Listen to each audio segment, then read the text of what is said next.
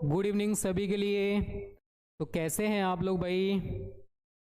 सभी लोग बढ़िया हो? एक बार कमेंट करके बता दो यस सर हम बढ़िया हैं भाई। फिर ये प्यारा सा सेशन हम लोग स्टार्ट करेंगे। तो आज हम क्या पढ़ने वाले हैं बच्चों? कंप्लीट कर चुके हैं, बट उससे पहले एक प्यारा सा थॉट मुझे लग रहा था यार आपके साथ शेयर किया जाना चाहिए। जीत की खातिर बस जुनून चाहिए, जिसमें उबाल हो ऐसा खून चाहिए। ये आसमां भी आएगा जमीन पर, बस इरादों में जीत की गूंज चाहिए, जो कि आपके अंदर नहीं है भाई। ना तो आपके इरादे मजबूत हैं और ना ही कुछ करना चाहते हो। सब कुछ भगवान भरोसे छोड़े हुए हो। हाँ भगवान ऐसा कर देंगे, भगवान ऐसा हो जाए, मैं पास हो जाऊं, मैं 90 प्लस ले आऊं, मैं 95 प्लस ले आऊं, बड़ी बड़ी उम्मीदें पाले हुए हो। पर ऐसा नहीं होता है। जब तक मेहनत नहीं करोगे तब तक आपको बेटा रिजल्ट भी नहीं मिलेगा। कौन कौन सी रिएक्शन हम लोग अभी तक क्लियर कर चुके हैं ये मैंने आपको बहुत अच्छे से पढ़ाई है। श्मिट अभिक्रिया हमारी कंप्लीट हो चुकी है। रीमर टीमन अभिक्रिया मैं आपको कंप्लीट करा चुका हूं। वुड्स अभिक्रिया कंप्लीट हो चुकी है। वुड्स फिटिक अभिक्रिया, हॉफमैन ब्रोमाइड अभिक्रिया, एस्ट रिकर्ड, विलियमसन संश्लेषण अभिक्रिया, गार्टरमैन कोच एल्डिहाइड संश्लेषण अभिक्रिया, रोजेनमुंड अपचयन अभिक्रिया, हुंसडीकर अभिक्रिया और सैंडमायर अभिक्रिया। अब तक हम इतनी रिएक्शंस को बच्चों कंप्लीट कर चुके हैं। और एक बार जल्दी से बता दो, ये सारी रिएक्शंस बच्चा पार्टी तैयार है ना सभी को भाई? इतनी मैं कंप्लीट करा चुका हूं आपको, ठीक है। यहां तक आज हम लोग जो स्टार्ट करेंगे वो करेंगे भाई कोल्बे अभिक्रिया से। अगर हमें फिनोल से सैलिसिलिक अम्ल बनाना है तो उसके लिए हम कोल्बे अभिक्रिया यूज करते हैं। कौन सी अभिक्रिया बच्चों? कोल्बे अभिक्रिया। ज्यादा टिपिकल नहीं है, लंबी चौड़ी थ्योरी देख के डरना मत। और रिएक्शंस इतनी आसान है कि आप चुटकियों में कर पाओगे, बस थोड़ा सा इधर फोकस कर लेना। देखो फिनोल नाम सुना होगा भाई।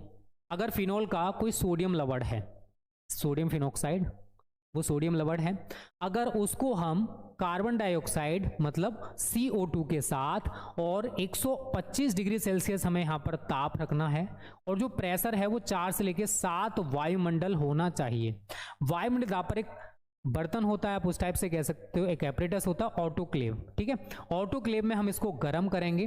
तो ऐसा करने पर हमें एक इंटरमीडिएट कंपाउंड होता है माध्यमिक यौगिक के रूप में, जो मिलेगा वो है फेनिल सोडियम कार्बोनेट। देख रहे हो भाई ये वाला C6H5ONA, ये क्या है? Sodium phenoxide. CO2 के साथ हमने इसको गर्म किया 125 डिग्री सेल्सियस ताप और 4 से 7 वायुमंडलीय दाब पर। ये जो आपको फेनिल सोडियम कार्बोनेट दिख रहा है ये पुनर्विन्यासित हो जाता है। इसका मतलब क्या है कि इसका जो COONA है, यहाँ पर हर एक के साथ H लगा हुआ है, तो ये यहाँ पर चला जाएगा और H इस O के साथ जुड़ जाएगा, कुछ इस टाइप से। इसका नाम क्या है? Sodium salicylate. तो ये जो फेनिल सोडियम कार्बोनेट है इसका पुनर्विन्यास हो जाता है। ये पुनर्विन्यासित होकर क्या बनाता है? सोडियम सैलिसिलेट बनाता है। और अगर हम इसका अम्लीय जल अपघटन करा दें, अगर हम इसका अम्लीय जल अपघटन करा देंगे, मतलब हमने यहां पर तनु HCl से क्रिया करा दी है, तो भाई अब क्या होने वाला है?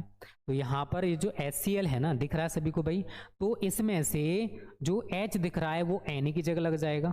Na को हटा दो, H लगा दो, और ये Cl उस Na के साथ जुड़कर क्या बना लेगा बच्चा पार्टी? NaCl। और हमें यहाँ पर ये सैलिसिलिक अम्ल प्राप्त हो जाएगा। बस इतना सा है। कोल्बे श्मिट अभिक्रिया इसको कहा जाता है, कोल्बे अभिक्रिया भी हम इसको कह देते हैं।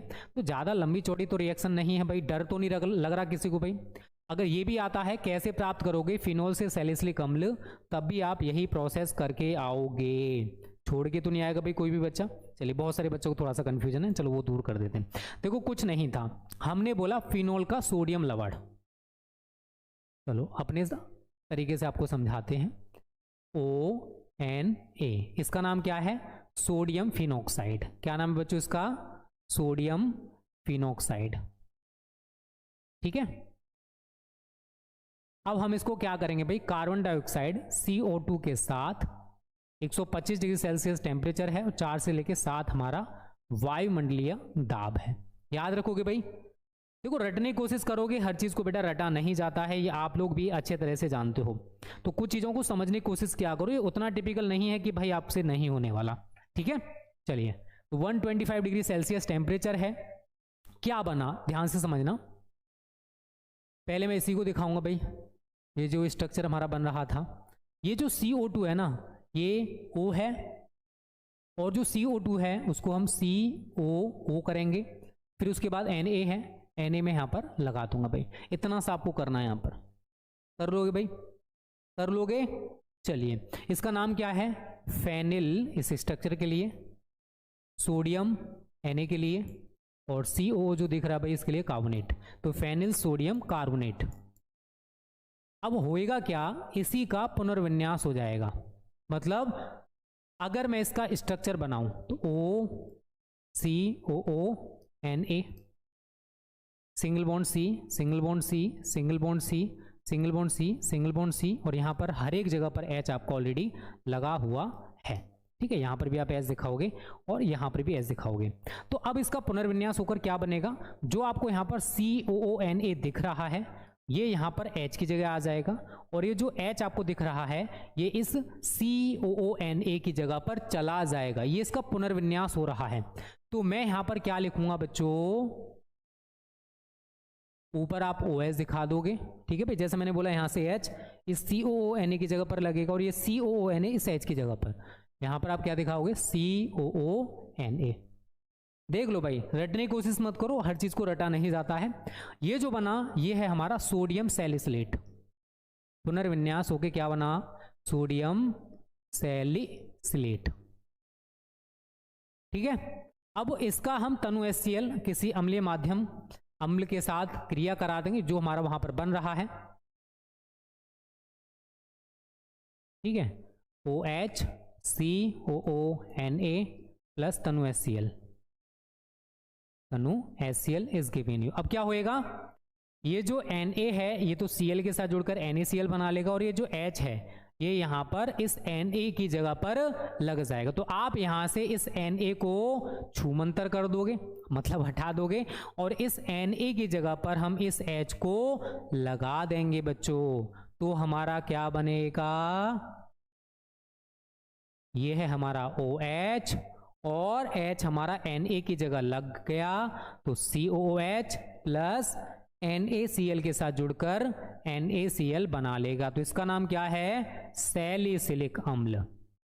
क्या नाम है इसका, सैलिसिलिक अम्ल। तो इसको कोल्बे अभिक्रिया या फिर कोल्बे श्मिट अभिक्रिया कहा जाता है। और कैसे प्राप्त करोगे फिनोल से, या फिनोल के सोडियम लवण से सैलिसिलिक अम्ल, वो भी मैंने प्रोसेस यहाँ पर पूरा समझा दिया है। बस इतना सा आपको लिखना है, थ्योरी आप इसी से बना सकते हो। फिनोल के सोडियम लवण को कार्बन डाइऑक्साइड के साथ 125 डिग्री सेल्सियस ताप व 4 से 7 वायुमंडलीय दाब पर क्रिया कराने पर फेनिल सोडियम कार्बोनेट प्राप्त होता है, जो पुनर्विन्यासित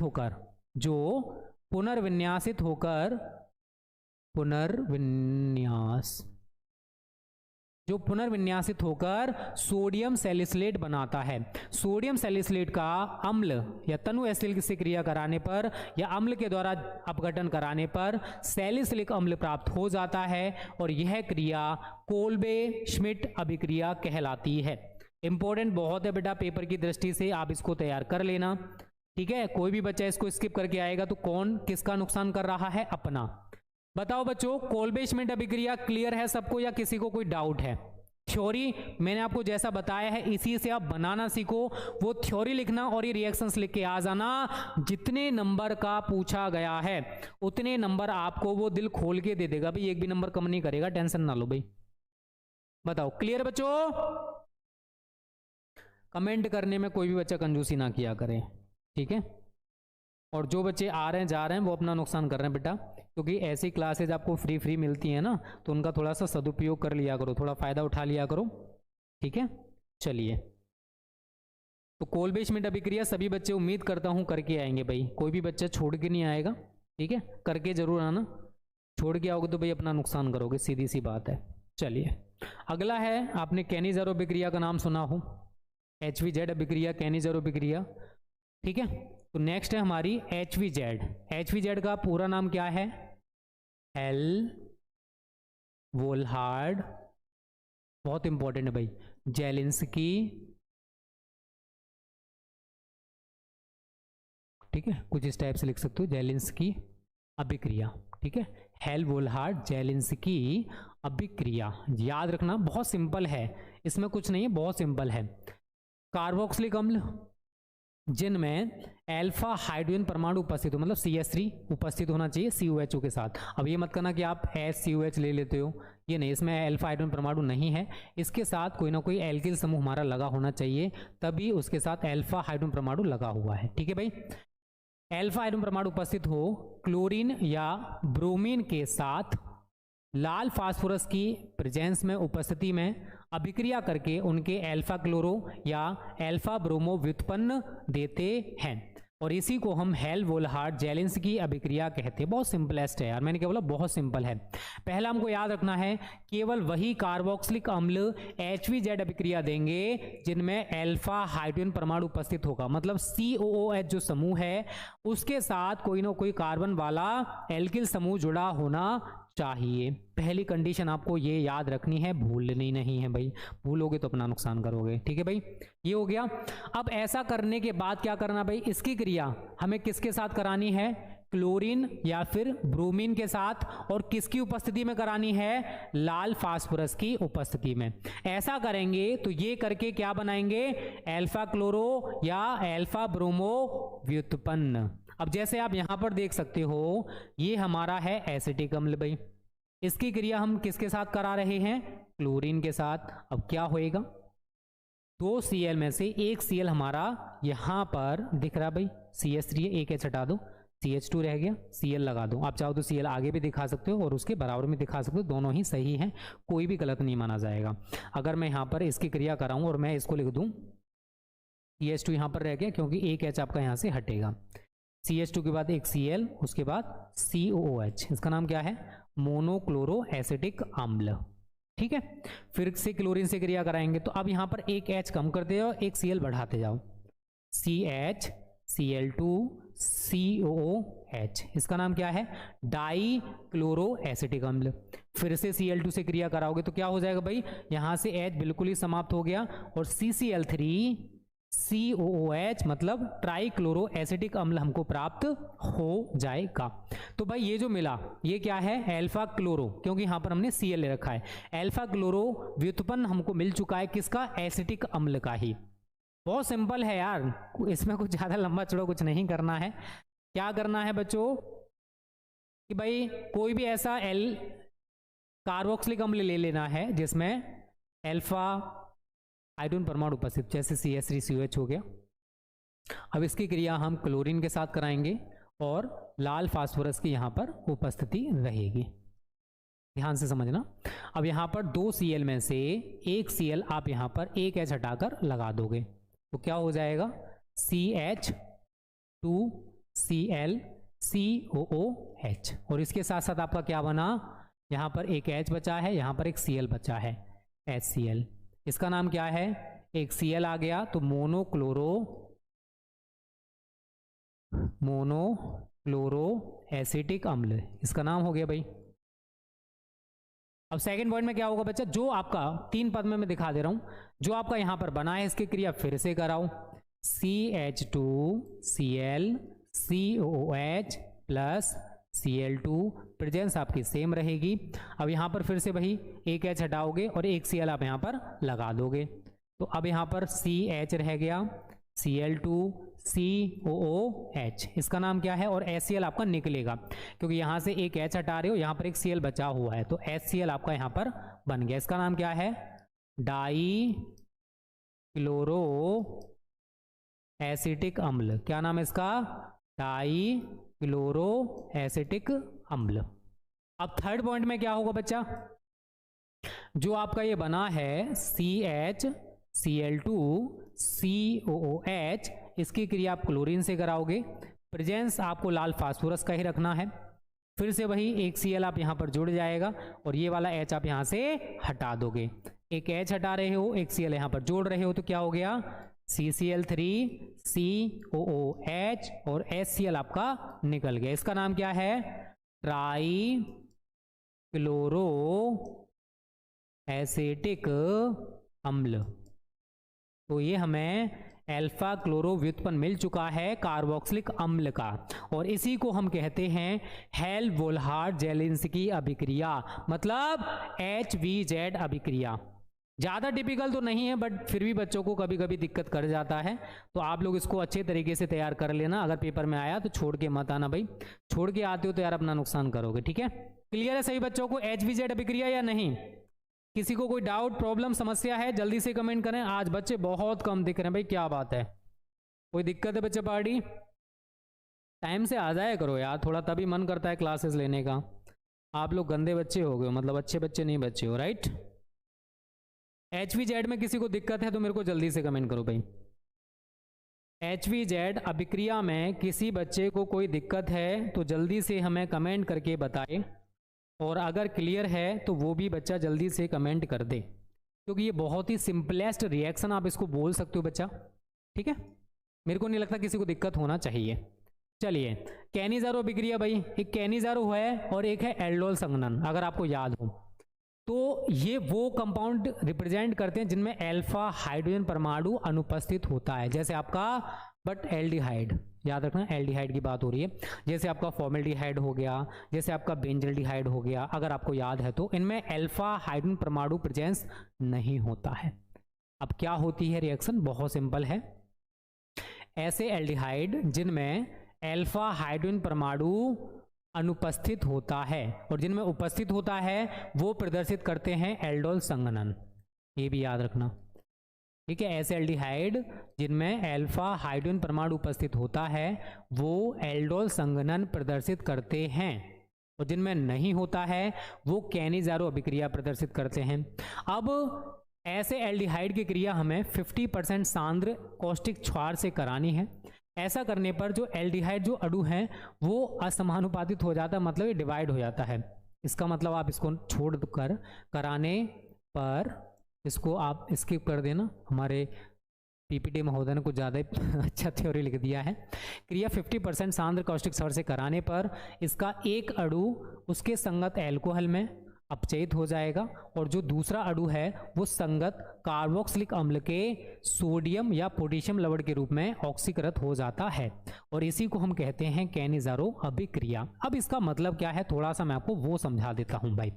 अब देखो SCHO हो गया, C6H5CHO हो गया, ठीक है। इनमें अब जो CHO ग्रुप है आपका, जो आपका एल्डिहाइड समूह है, ये केवल H के साथ लगा हुआ है, ये केवल और केवल किसके साथ लगा हुआ है? H। लेकिन अगर मैं एस्टल्डिहाइड की बात करूं तो CHO किसके साथ लगा हुआ है? CH3 के साथ। तो यहां पर आपका अल्फा हाइड्रोजन परमाणु प्रेजेंट है बिकॉज CHO इसके साथ C के साथ कनेक्ट है, यहां पर ऐसा नहीं है। और C6H5CHO की जब बात होती है वहां पर फेनिल समूह जुड़ा रहता है, कोई एल्किल समूह नहीं है, ठीक है। चलिए अब देखो हमें जो समझना है, मैंने आपका फॉर्मेल्डिहाइड का एग्जाम्पल लिया, तो हमें यहाँ पर दो अणु फॉर्मेल्डिहाइड के ले लेने हैं, 2SCHO, 50% सांद्र NaOH है हमारा ये, या KOH भी आप ले सकते हो, दोनों में से कोई भी लिया जा सकता है। कौष्टिक क्षार, आप कौष्टिक पोटास भी ले सकते हो, कौष्टिक सोडा भी ले सकते हो, वो आपके ऊपर डिपेंड करता है कि आपने कौन सा ले रखा है, ठीक है भाई। अब देखो क्या होगा, जब SCHO के दो अणु हम लेंगे, NaOH से क्रिया कराएंगे और गर्म वाला साइन लगा देंगे, तो हमें इसके संगत, अब इसमें कितने कार्बन हैं? एक कार्बन, तो एक कार्बन का एल्कोहल हमें मिलेगा CH3OH और संगत आपने मेरे यहां पर क्या लिखा? संगत कार्बोक्सिलिक अम्ल का सोडियम है या पोटेशियम लवण, कितने आपको यहां पर H मतलब C दिख रहे हैं भाई? एक है, तो हमें सेम सोडियम लवण, ये मोनो कार्बोक्सिलिक अम्ल का सोडियम लवण हो गया। तो संगत का मतलब एक कार्बन अगर इसमें है तो एक ही कार्बन का आपको एल्कोहल मिलेगा और एक ही कार्बन का आपको सोडियम या पोटेशियम लवण मिलेगा, किसका? मोनो कार्बोक्सिलिक अम्ल का। यही मैंने थ्योरी ऊपर लिखा हुआ है। अगर मैं यहां पर ले लेता भाई C6H5CHO वाली, तो 2C6H5CHO plus NaOH is giving you same carbon का भाई, तो यहां पर मिलेगा C6H5CH2OH, जितने कार्बन ऊपर वाले में इतने ही नीचे वाले में हैं, और सेम कार्बन का हमें यहां पर सोडियम बेंजोएट मिलेगा C6H5ONa, ठीक है भाई। C6H5CONa, sorry C6H5CONa, sodium benzoate और बेंजील अल्कोहल हमें मिल जाते हैं। कब मिलते हैं भाई?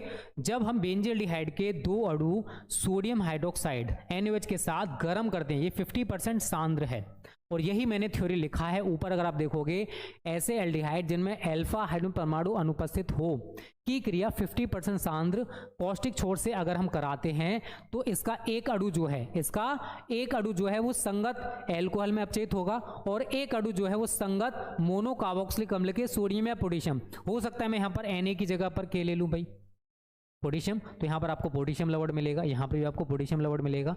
तो संगत कार्बोक्सिलिक अम्ल का सोडियम या फिर पोटेशियम लवण आपको यहाँ पर मिल जाएगा और इसी क्रिया को हम कहते हैं केनिज़ारो अभिक्रिया। इंपॉर्टेंट है भाई 2024 के लिए। आपको अगर पेपर में देखने को मिली तो बाद में भाई अचंभित मत हो जाना, बिकॉज ये भी बार बार रिपीटेड है और बार बार पूछी गई है। अब बाद में बोलो अरे सर आपने तो बताया था सर, बट हम करके नहीं आ पाए, पता नहीं सर कैसे होती। अब एल्डोल संघनन आता है तो वहां पर भी 2 ही अणु लिए जाते हैं, अगर आप सभी को याद हो तो। जैसे एस्टल्डिहाइड के 2 अणु होते हैं, CH3 C double bond O और इधर आपका H plus H CH2 CHO NaOH की यहाँ पर प्रेजेंस हो जाती है भाई, अगर आप सभी को थोड़ा बहुत याद है तो। ये जो H है इस O के साथ ऊपर लग जाएगा CH3 C single bond OH और सिंगल बॉन्ड ये पूरा का पूरा पोर्शन नीचे लग जाता है, CH2 CHO और इधर आपका H। ये जो दिख रहा है ये एल्डोल नामक यौगिक है और इस क्रिया को हम कहते हैं एल्डोल संघनन। इसको क्या कहा जाता है? एल्डोल संघनन। तो ऐसे एल्डिहाइड जिनमें अल्फा हाइड्रोजन परमाणु उपस्थित होता है वो एल्डोल संघनन देते हैं और जिनमें अनुपस्थित होता है वो केनिज़ारो अभिक्रिया देते हैं। तो यहाँ पर भी वही है, एल्डिहाइड के 2 अणुओं को NaOH की प्रेजेंस में गर्म करेंगे तो हमें यहाँ पर एल्डोल नामक एक यौगिक मिल जाएगा। इसी क्रिया को एल्डोल संघनन कहा जाता है। ठीक है, तो केनिज़ारो अभिक्रिया क्या होती है? जिनमें अल्फा हाइड्रोजन परमाणु अनुपस्थित होता है ऐसे एल्डिहाइड्स में वो करते हैं केनिज़ारो अभिक्रिया रिप्रेजेंट, और जिनमें होता है वो एल्डोल संघनन देते हैं। यहाँ पर आप देख सकते हो एक अणु एस्टल्डिहाइड का ये रहा और एक अणु एस्टल्डिहाइड का ये रहा। 2 ही अणु हमने यहाँ पर एस्टल्डिहाइड के लिए रखे हैं और अगर आप इसमें देखोगे ना तो इसमें भी हमने 2 ही अणु लिए हैं। ठीक है, 2 अणु ही लिए हैं, 2 से ज्यादा हमने यहाँ पर यूज नहीं किए। तो याद रखना है केनिज़ारो अभिक्रिया भाई क्या होती है और एल्डोल संघनन आपका क्या होता है। एग्जाम में पूछे जा सकते हैं भाई, तो बाद में मत कहना सर आपने बताया नहीं था, सर ये एग्जाम में पूछी गई थी। तो मैं आपको बता दे रहा हूँ बेटा, दोनों ही इंपॉर्टेंट हैं। कोई भी अगर आप छोड़ के आते हो तो भाई आपसे बड़ा मूर्ख फिर शायद ही कोई होएगा। ठीक है, तो कोई भी बच्चा छोड़ के नहीं आएगा। तो जल्दी से बताओ यहाँ तक सब कुछ क्लियर हो रहा है? अगर किसी को कोई दिक्कत प्रॉब्लम समस्या है तो वो भी बच्चा कमेंट कर दे। वीडियो को लाइक शेयर कर दो जल्दी से, जो भी बच्चे अभी तक वीडियो को लाइक शेयर नहीं किए हैं। और देखो जो बच्चे हमारे चैनल पर नए हैं ना बेटा, चैनल को सब्सक्राइब करके बेल आइकन को प्रेस कर लो। आगे आने वाली सभी वीडियोज आपको तभी मिल पाएंगी जब आप चैनल को सब्सक्राइब कर लोगे। ठीक है भाई, तो ये हेलोफॉर्म अभिक्रिया भी बहुत बार पूछी गई है, तो ये भी VVVI for 2024 very very important है। कब के लिए भाई? 2024 के लिए। तो अगर आप 2024 में वास्तव में सीरियस होकर एग्जाम देने वाले हो तो आप ये वाली रिएक्शन छोड़ के आना चाहोगे क्या? बोलो नहीं सर, सर करके आएंगे। सर क्या बात करते हो आप, करके आओगे, टेंशन न लो। चलो समझो कैसे। देखो भाई CH3CO समूह, इसको कहते हैं मैथिल कीटोनिक समूह युक्त किसी यौगिक की क्रिया अगर हम किसी हैलोजन के साथ, हो सकता है वो Cl2 हो, Br2 हो या फिर वो I2 हो, तथा क्षार NaOH हो या फिर KOH भी हो सकता है, कराने पर हेलोफॉर्म CHX3 बनता है और इस अभिक्रिया को हम हेलोफॉर्म अभिक्रिया कहते हैं। अब ध्यान से समझना भाई, मैं यहाँ पर कहना क्या चाहता हूँ और करवाना क्या चाहता हूँ भाई। अब CH3CO सिंगल बॉन्ड CH3CO ये जो समूह है अगर जिसमें भी उपस्थित है वो हेलोफॉर्म अभिक्रिया देते हैं। अगर मैं आपसे कहूँ भाई C2H5OH तो भाई CH3 CH2OH है ना, ये CH3CO है ना या नहीं है भाई? CH3 single bond C single bond H single bond H single bond OH CH3CO उपस्थित है, मतलब ये हेलोफॉर्म अभिक्रिया देगा। CH3CO CH3, इसमें भी CH3CO समूह उपस्थित है। तो ऐसे सभी कंपाउंड्स, ऐसे सभी यौगिक जिनमें CH3CO समूह अगर उपस्थित है तो वो सभी कंपाउंड्स हेलोफॉर्म अभिक्रिया देंगे। चाहे वो आपका एथिल एल्कोहल हो, मेथिल एल्कोहल नहीं देगा बिकॉज उसमें CH3CO समूह उपस्थित नहीं होता। तो ऐसे सभी यौगिक जिनमें CH3CO समूह उपस्थित होगा वो सभी के सभी हैलोफॉर्म अभिक्रिया देते हैं, चाहे वो एथिल एल्कोहल हो चाहे वो एसीटोन हो। ये दो इंपॉर्टेंट बिकॉज ये आपके सिलेबस में है, तो मैं इन दोनों की रिएक्शंस आपको समझाऊंगा हैलोफॉर्म अभिक्रिया वाली। ऊपर जो मैंने ले रखा भाई ये क्या है, ऊपर जो मैंने ले रखा है ये क्या है हमारा, यहाँ पर मैं एग्जांपल को हटा दे रहा हूँ भाई, अभी गोली मारता हूँ कि यहाँ पर हमने कोई एग्जांपल ले रखा भाई, ठीक है। अब समझ, सही तरह समझने की कोशिश करना कि मैं आपको समझाना यहाँ पर क्या चाहता हूँ। समझने की कोशिश करोगे सारी चीजें आ जाएंगी, टेंशन ना लो भाई। ये जो मैंने ले रखा है ये क्या है भाई, एस्टल्डिहाइड है या नहीं है भाई? आप कहोगे सर है, क्या है ये भाई? जल्दी से बताओ क्या है, एस्टल्डिहाइड है या नहीं है ना? एस्टल्डिहाइड है या नहीं, जल्दी से बताएं सभी बच्चे भाई, इसका नाम क्या है? एस्टल्डिहाइड है या फिर कुछ और है कि मैंने गलती से एस्टल्डिहाइड लिख दिया है? अरे भाई एस्टल्डिहाइड ही है। चलो अब देखो रिएक्शंस को अच्छे से समझने की कोशिश करोगे, बहुत अच्छे से समझ में आएंगी, और नहीं करोगे तो नहीं आने वाले भाई। बस कंपाउंड्स का फर्क है कि यहाँ पर जो प्रोडक्ट्स बनेंगे वो क्या बनेंगे। चलिए देखो मैं आपको दोनों ही तरीके से समझाऊंगा, समझने की कोशिश करना दोनों ही कैसे तरीके से होंगे भाई। मैं CH3CHO एस्टल्डिहाइड का नाम सुना है आप लोगों ने भाई, सुना है या नहीं सुना भाई? जल्दी से कमेंट करें भाई। कमेंट करने में इतने कंजूसी क्यों करते हो भाई? कमेंट करने में इतना कंजूसी सभी बच्चे क्यों करते हैं? कोई परेशानी होती भी कमेंट करने में? टाइप तो कर सकते हो आप लोग, या टाइप करने में दिक्कत हो जाता है आप लोगों को? जल्दी से बताओ भाई, टाइप कर पाते हो या टाइप करने में दिक्कत होता है? अरे बोलो यार, टाइप कर लेते हैं सर, ऐसे मजाक ना उड़ाओ सर हमारा। बोलो भाई जल्दी से, सर ऐसे मजाक क्यों उड़ा रहे हो, गलत बात है सर। ठीक है भाई, तो गलत बात कुछ नहीं होती बेटा, समझने की कोशिश करो, आप आसानी से सारी चीजें कर सकते हो। ओके, रेडी हो भाई समझने के लिए? चलिए मैंने बोला भाई तीनों से आप CH3CHO के साथ करा सकते हो, आप CH3CO CH3 के साथ सॉरी CH3CO CH3 के साथ करा सकते हो, आप C2H5OH, क्योंकि सभी में ही CH3CO समूह उपस्थित है। तो मैं दो के साथ कराते रहूँ, एक आपको एग्जांपल मतलब एक्स्ट्रा में दे दूंगा, तो आप लोग उसको ट्राई करके देख लेना, हो जाए तो बेटर है, ना हो तो कोई दिक्कत नहीं भाई, ठीक है।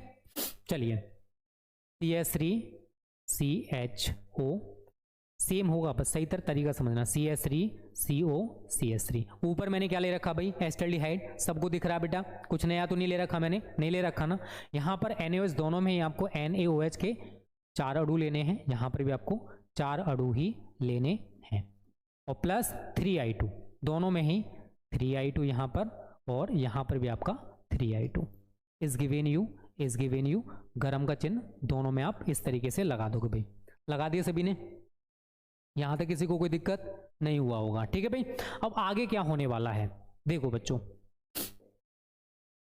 हमारा यहां पर क्या बनेगा, कोई आइडोफॉर्म। अगर मैंने यहाँ आयोडीन ले रखा है तो यहां पर आपका आइडोफॉर्म बनेगा, अगर मैं यहां पर Cl ले रखा होता तो क्लोरोफॉर्म, Br ले रखा होता तो ब्रोमोफॉर्म। यहां से केवल C और H लो, यहां से भी C और H लो, 2 H मैंने ले रखा, केवल एक C एक H, कितने I हैं यहां पर, कितने I हैं, 6 में से 3 I आप इसके साथ लगा दो, क्या बना, CHI3, जिसका नाम है आइडोफॉर्म, ठीक है ना। सही तरह समझना, सेम हमारा नीचे भी होएगा एक C एक H, और यहां से 3 I आप ले लोगे, CHI3 बन गया। यहां तक किसी बच्चे को कोई दिक्कत? ये हमारा आइडोफॉर्म बन चुका है, ठीक है बच्चों, आइडोफॉर्म हमने बना लिया है। अभी हमारी बहुत रिएक्शन बची हुई है। उसके बाद कितने Na हैं यहाँ पर, अगर मैं आपसे पूछूं तो आप कहोगे सर 4 में से 3 Na आप बचे हुए 3 I के साथ जोड़ दो, क्योंकि यहाँ पर दोनों ही जगह पर 3 I बचे हुए हैं, क्योंकि हमने 3 तो यहाँ पर यूज कर लिए, अभी 3 I बचे हैं, तो 3 Na और 3 I मिलकर क्या बनाएंगे, 3 NaI। यहाँ पर भी आपका क्या बनेगा, 3 NaI प्लस प्लस। किसी को दिक्कत यहाँ तक नहीं है ना भाई किसी को? चलिए अब ऊपर यहाँ पर क्या बचा, अगर मैं आपसे पूछूंगा HCO बचा ना, और यहाँ पर क्या बचा, CH3CO, ठीक है। ऊपर क्या बचा, HCO, और नीचे क्या बचा, CH3CO। यस और नो बच्चों? ऊपर हमारा HCO बचा है और नीचे CH3CO बचा है, यही है ना, क्लियर? अब यहां से एक O आप ले लो, 4 O हैं आपके पास, लेकिन एक O आप यहां पर ले लोगे। सेम यहां पर भी आप एक O ले लोगे। ऊपर आपका एक Na बचा है क्योंकि मैंने 3 ही यहां पर लगाए थे, तो यहां पर आप एक Na लगा दो, और सेम हमारे पास यहां पर भी एक Na बचा हुआ है तो मैं यहां पर लगा दूंगा प्लस और प्लस। समझ में आ रहा, रटना मत केवल। ये जो बना ये है सोडियम फॉर्मेट, और ये जो बना ये है सोडियम एसीटेट। अब क्या क्या रह गया हमारे पास, देखो बच्चा पार्टी, 2 H हमारे पास यहां बचे हुए हैं, मैंने एक ही H यहां पर लगाया था, यहां पर भी सेम 2 H ही बचेंगे भाई। यहां पर कितने H हैं आपके पास, 4, यहां पर भी कितने H हैं, 4। ऑक्सीजन कितने बचे हैं, 4 थे, बट एक आप यहां लगा चुके हो, तो 3 ऑक्सीजन आपके पास बचे हैं। सेम ऊपर भी 3 ऑक्सीजन ही हैं, 2 और 4 6 हाइड्रोजन हैं, 3 ऑक्सीजन हैं, 2 और 4 6 हाइड्रोजन हैं, 3 ऑक्सीजन हैं। क्या बनाएंगे मिलकर ये 3H2O। क्या बनाएंगे 3H2O। ये जो बना इसका नाम है सोडियम फॉर्मेट। क्या नाम है बच्चों इसका, सोडियम फॉर्मेट। और ये जो आपको दिख रहा है इसका नाम है सोडियम एसीटेट। क्या नाम है इसका, सोडियम एसीटेट। तो ये है हमारी हेलोफॉर्म अभिक्रिया, बिकॉज हमें यहां पर आइडोफॉर्म मिल रहा है, सभी को दिख रहा होगा। अब देखो एथिल अल्कोहल वाली जो रिएक्शन है ना वो थोड़ी सी डिफरेंट हो जाती है भाई, आप लोग उसको ट्राई कर लेना। CH3CH2OH प्लस, यहां पर आप कितने NaOH ले रहे हो भाई, 4, 6 NaOH प्लस 4I2। आगे का प्रोसेस सेम रहने वाला है, सेम यहां पर आइडोफॉर्म बनेगा, सेम आपका NaI बनेगा, सेम आपका फॉर्मेट बनेगा या एस्टेट बने, जो भी बने आप लोग ट्राई कर लेना। ये है आपका HW, ट्राई कर लेना, मैंने इधर का पूरा लिख दिया है। ये हमारा एथिल अल्कोहल है, बिकॉज इसमें भी CH3CO समूह उपस्थित है। तो ऐसे सभी यौगिक जिनमें CH3CO समूह उपस्थित हो वो सभी के सभी हेलोफॉर्म अभिक्रिया देते हैं। कौन सी अभिक्रिया भाई, हेलोफॉर्म अभिक्रिया देते हैं। और ये रिएक्शन बोर्ड एग्जाम्स के लिए इतनी ज्यादा इंपॉर्टेंट है भाई, मैं आपको बता नहीं सकता। ये आपको 2024 के पेपर में देखने को जरूर मिलेगी, तो बाद में मत कहना भाई मेरे से, अरे सर आपने रिएक्शन हमको तो बताई नहीं थी और हेलोफॉर्म अभिक्रिया सर पेपर में आई थी। तो बेटा गलती मेरी नहीं है, वहां पर गलती आपकी ही होगी, बिकॉज आपने उसको देखा नहीं था। ठीक है भाई, चलिए एक बार जल्दी से बताओ, हेलोफॉर्म अभिक्रिया इसी से आप बना सकते हो अगर बनाना चाहते हो तो। ऐसे सभी यौगिक जिनमें CH3CO समूह उपस्थित हो वो सभी हेलोफॉर्म अभिक्रिया देते हैं। कौन सी अभिक्रिया भाई, हेलोफॉर्म अभिक्रिया देते हैं। जल्दी से कमेंट करें, अगर पेपर में आएगा तो करके आओगे, छोड़ के आओगे भाई। ओम भोले, सभी बच्चे करके आना भाई, और जल्दी से वीडियो को लाइक शेयर भी कर दो सभी बच्चे। लाइक शेयर में कंजूसी बहुत करते हो आप लोग, गलत बात है भाई। ठीक है, सभी बच्चे करके आना भाई, बहुत इंपॉर्टेंट है ये। और देखो 1 से 2 बार आप लोग इसको ट्राई करना, 1 से 2 बार इसको पढ़ना, तो आपको यहाँ पर पूरा कॉन्सेप्ट समझ में आएगा। देखो जिन्होंने ऑर्गेनिक केमिस्ट्री पढ़ी है उनके लिए बेटा ये हलवा लगती है, और जिन्होंने ऑर्गेनिक नहीं पढ़ी उनको बड़ी टिपिकल लग रही होगी। अरे सर कितना तो टिपिकल है भाई, ठीक है, बट बहुत ईजी है अगर समझने की कोशिश करोगे बेटा इसको तब। चलिए आगे बढ़े, फिर अब देख लो सारी चीजें कैसे मैंने क्या कराई है। ये होमवर्क में रिएक्शन आपको दे दी है, सभी बच्चे इसको ट्राई करना और इसको करके जरूर आना। चलिए नेक्स्ट जो बहुत ज्यादा इंपॉर्टेंट भाई वो है डाई एजोटेशन या डाई एजोटीकरण। क्या, डाई एजोटेशन, डाई एजोटेशन, और हिंदी में इसको क्या बोलते हैं, डाई एजोटीकरण। ये बहुत इंपॉर्टेंट भाई 2024 के लिए नेम रिएक्शन एग्जाम में आती है, बाद में मत कहना सर आपने इसको कराया नहीं था। क्या होता है सही तरह समझना भाई, जब एरोमेटिक प्राथमिक एमीन सोडियम नाइट्राइट व तनु HCl के मिश्रण के साथ 0 से 5 डिग्री सेल्सियस ताप पर अभिक्रिया करके एमिनो समूहों को डाई एजो समूह, एमिनो समूह क्या होता है NH2, और डाई एजो समूह क्या होता है भाई N2Cl या N2X भी लिख सकते हो, बट Cl हमारा ज़्यादा पॉपुलर है, में परिवर्तित कर देता है। तो इस अभिक्रिया को हम डाई एजोटीकरण अभिक्रिया कहते हैं। चलो थोड़ा समझ लेते हैं भाई, है कुछ नहीं और होने को बहुत कुछ भी है। ये क्या है हमारे पास एनिलीन, मतलब एक एरोमेटिक प्राथमिक एमीन है। सोडियम नाइट्राइट NaNO2 और 2HCl के साथ 0 से 5 डिग्री सेल्सियस पर हम क्रिया कराएंगे। इसका C6H5, इसका N और ये वाला N2 हो गया भाई। इस यहाँ पर क्या है आपका Cl है, तो एक Cl आप यहाँ पर लगा दोगे, प्लस Na है, अभी आपका यहाँ पर एक Cl बचा हुआ है, तो क्या बनेगा NaCl। अभी कुछ रह गया क्या भाई, आप कहोगे सर यहाँ पर 2H बचे हैं, सभी को दिख भी रहे होंगे। अगर सही तरह देखने की कोशिश करोगे तो भाई दिख रहे हैं सभी को, नहीं दिख रहे भाई, दिख रहे हैं ना। तो यहाँ पर आपका H2 है और यहाँ पर क्या है O2, क्या बनेगा भाई, अरे सर यहाँ तो बहुत कुछ बनने वाला है सर, 2H2O बनेगा बेटा, क्योंकि 2H आपके पास यहाँ पर भी है। ठीक है, यहाँ पर हमारा 2H नहीं लिखा हुआ है, तो आप ये देख सकते हो 2H हमारे पास ये रहे, 2H ये रहे, 4 H हो गए और 2 ऑक्सीजन है, क्या बन जाएगा 2H2O। ये जो आपको दिख रहा है इसका नाम है बेंजीन डाई एजोनियम क्लोराइड, जो कि एक, इसका स्ट्रक्चर देखो तो भाई कुछ इस टाइप से बन जाता है। यहाँ पर आप ऊपर लिख दीजिए N2Cl, इसको कहते हैं बेंजीन डाई एजोनियम क्लोराइड। क्या नाम है इसका, बेंजीन डाई एजोनियम क्लोराइड। ठीक है, देख लो कुछ इस टाइप से इसका स्ट्रक्चर होता है। तो यहाँ पर आप क्या देख रहे हो कि जो एमीन समूह है, NH2 जो समूह है वो डाई एजो समूह में परिवर्तित हो चुका है, और इसी क्रिया को हम कहते हैं डाई एजोटीकरण अभिक्रिया। इसी को क्या कहा जाता है बच्चों, डाई एजोटीकरण अभिक्रिया कहा जाता है।